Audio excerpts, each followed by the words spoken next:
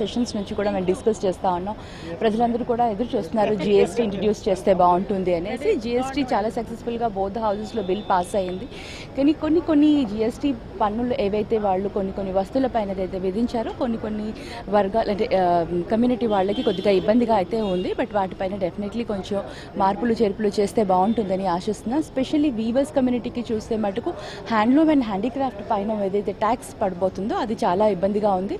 ఈ హ్యాండ్లూమ్ అనేది as it is వాళ్ళకి తగ్గిపోతూ ఉంది. వాళ్ళకి ఉపాధి దొరకడం కూడా చాలా కష్టంగా ఉంది. మరి ఇలాంటి సమయంలో మనం హ్యాండ్లూమ్ పైన ఇంకా ట్యాక్స్ పెంచితే మరి వాళ్ళకి హ్యాండ్లూమ్ అని పోయి అనేది కనుమరుగైపోయి కంప్లీట్గా తగ్గిపోయి మరి అందరూ పవర్ లూమ్స్ పైన వెళ్ళిపోతారు. ఆ వృత్తికే అన్యాయం అవుతుంది. బట్ డెఫినెట్లీ మేము మొన్న లాస్ట్ టైం కూడా అరుణ్ జైట్లీ గారికి మేము రిప్రజెంటేషన్ ఇవ్వడం జరిగింది.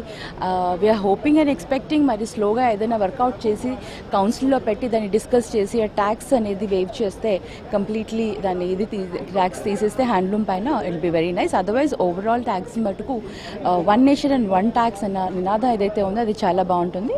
కొన్ని దగ్గర ఎక్కడైతే స్కిల్స్ పైన కానివ్వండి, బేసికల్గా ఎక్కడ స్కిల్ డిపెండెంట్ ప్రొడక్షన్ ఏదైతే ఉందో వాటిపైన ఎంకరేజ్ చేసే దానికి మటుకు ట్యాక్స్ దాన్ని తగ్గిస్తే బాగుంటుంది.